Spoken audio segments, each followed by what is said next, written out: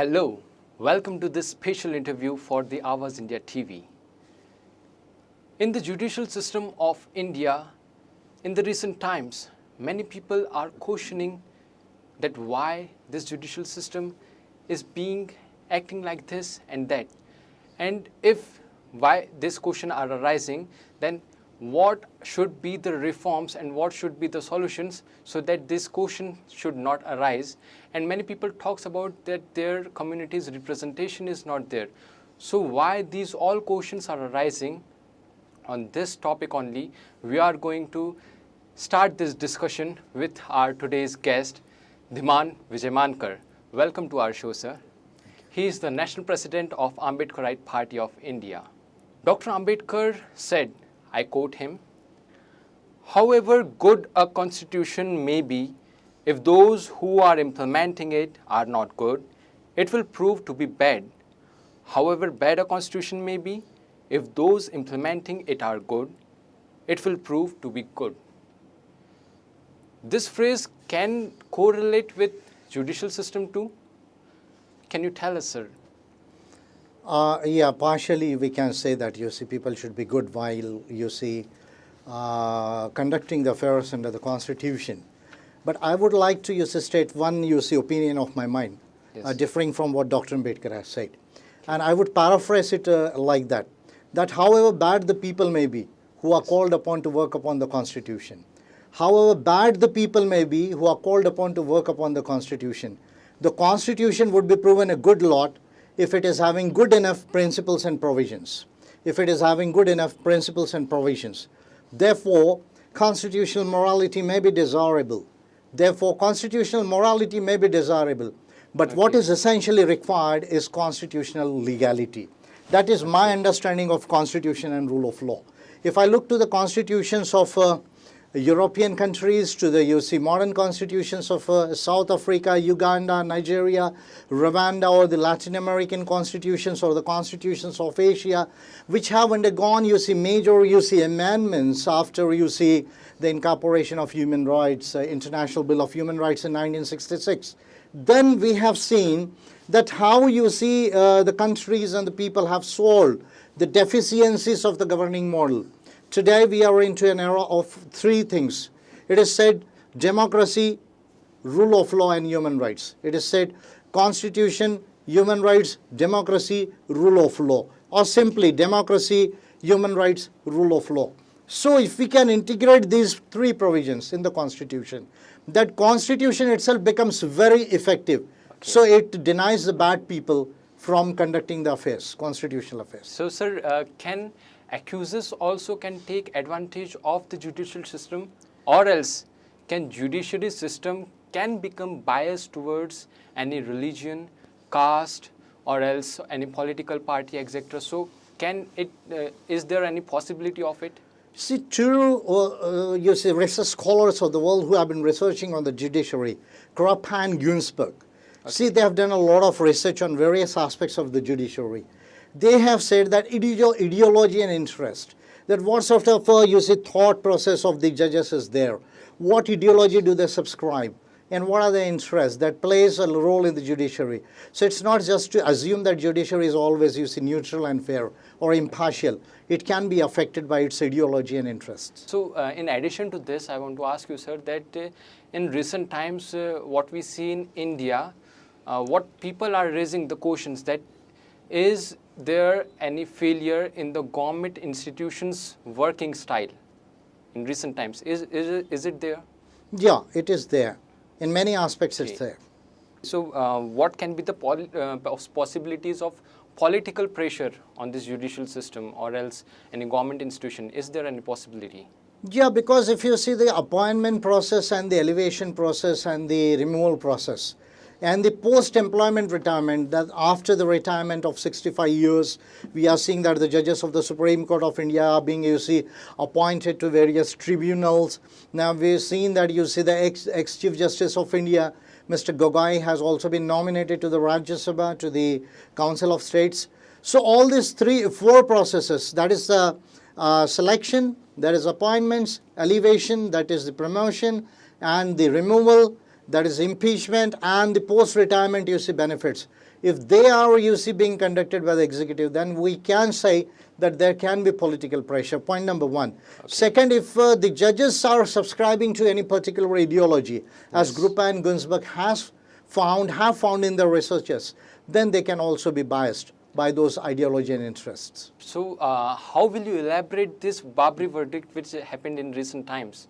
How will you elaborate? See, by respecting the Supreme Court of India, but it's not necessary to respect the Babri judgment, because the Supreme Court has arrived at a very very baseless premise that faith can also be a basis for giving a judgment, while acknowledging that there was no temple there which was demolished and a mosque was constructed, while acknowledging that the mosque was demolished in 1992, then the Supreme Court of India, in the name of faith and the ideal worship, gave this judgment. So I feel we respect the powers of the Supreme Court, but we need not respect the judgment of the Supreme Court of India and the Babri verdict. Sir, I want to ask you in a second question relating to this only, that rape cases in India, it is very dirty of its kind, but what we see in India, that when the rape cases differ in their caste, when the girl differ in their caste and when the accused are of different caste, the response from what public gives for these kind of cases are different. Why this is happening in India? Because Indian society as such, it is ingrained by the mentality of caste and religion and the associated culture. And that, influences their behaviors. And still when we see these three things, that is what we say, that democracy, human rights and rule of law. So this has not permeated the whole Indian society. So there are two orders, parallel orders in India.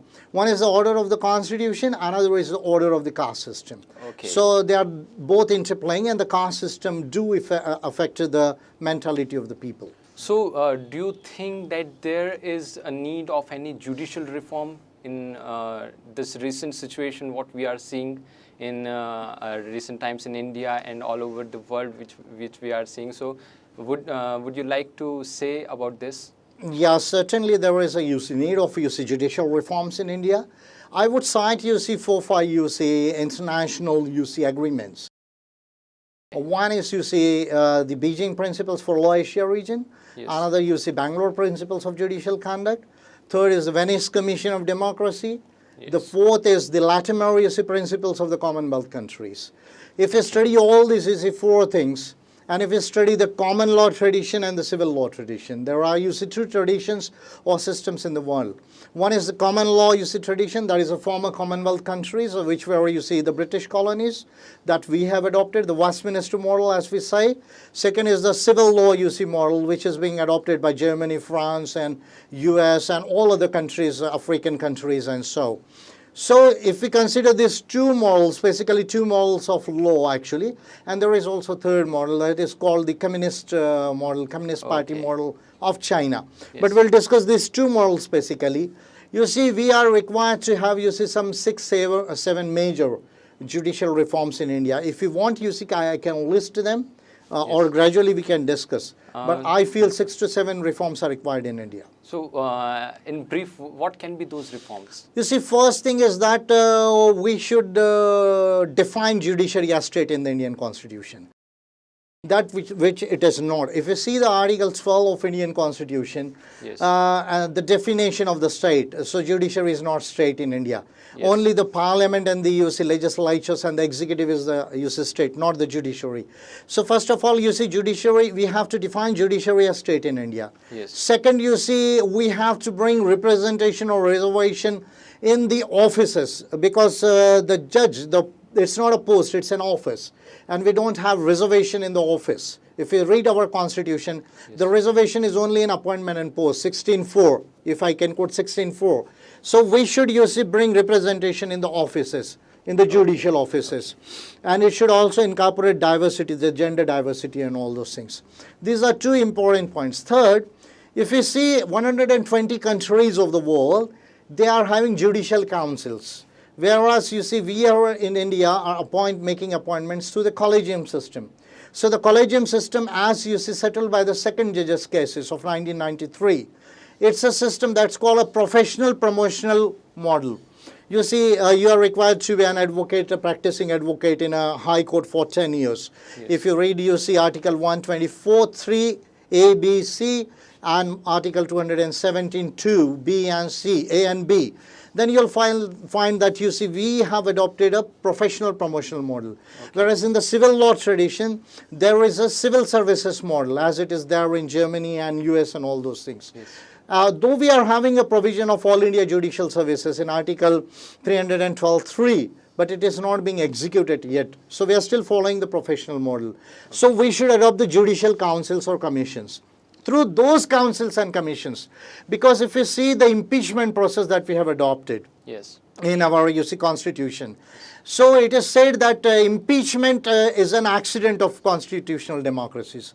If you study Latimer Principles of Commonwealth countries, it says that impeachment is an accident of constitutional democracy. Okay. So this is not a provision, because you see till date there is not a single judge removed in India.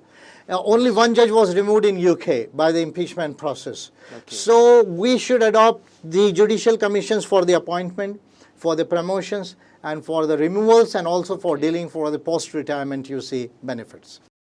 3 major areas, then another small areas are there. We can continue discussing point by point later. So since you are having this much of data, are you planning to table this bill to the parliament? I have already decided now to, prepare a bill on judicial reforms, comprehensive judicial reforms in India.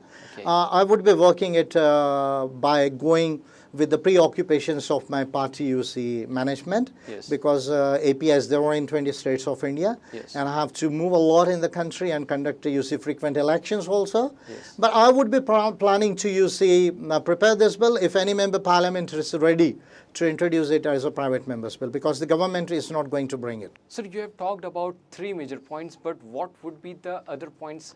The other major points are, we are required to, bifurcate the Supreme Court of India, yes, and to create a constitutional court that would deal with only the constitutional matters and the matters of human rights. Okay. Other would be an appellate court which would be dealing with the civil and the criminal matters. Yes. So the 2 bifurcations should be there of the Supreme Court of India. Then there should be, if you see Article 130 in the Indian Constitution, it already speaks about different seats to be constituted of the Supreme Court of India. Okay. But yet we have seen that there is no seat apart from the Delhi major Supreme Court.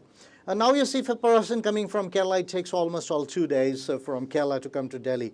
And if he's coming for, the violation of his own, fundamental rights, yes, particularly if you travel in Kerala Express in the summer season, you'll find that without taking a bath, they have to be there in the train, yes, go to the Supreme Court, yes, bear their own money, take all the pains, give a good fees to a good advocate there in Delhi, yes, and then get their own fundamental rights. Okay. So yes, this is a great inconvenience. So there should be 6 to 8 seats of the Supreme Court of India, one in Bangalore or Chennai or Thiruvananthapuram, but Bangalore would suit for the South Indian states. One should be there in Eastern India. Apart from Calcutta, it should be there somewhere in Guwahati. Then Calcutta or Guwahati. Third should be there in the Kashmir. So North, East, and South India. West, it should be there somewhere in Ahmedabad. And in Central India, it should be there in Nagpur.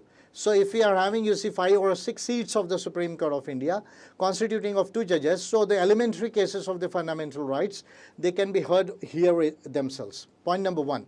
Second is that there are no rights of litigants. Suppose if I file a case in the Supreme Court, and if it is delayed for 4 years, 5 years, my fundamental rights are being violated for these 4 or 5 years. I don't have any right to bind the Supreme Court within the time limits and all those things. And suppose if I get a decision, but with the monetary losses and the social losses that have incurred, so there is now right as such whereby I can claim that I should be compensated for these losses before the Supreme Court. It's a discretion of the court to grant such things, but there is no right. So there should be the rights of the litigants. Then we have seen that in the Prashant Bhushan case, the contempt of court, you see, under Article 129, you see. So the contempt of the power of contempt of the Supreme Court. It should not be about the power of, you see, human rights and fundamental rights of speech and expression and thought and, you see, opinion. So such provision should also be, you see, brought in the judiciary. So these are the 4-5 major areas, you see, whereby, you see, we should reform the overall system.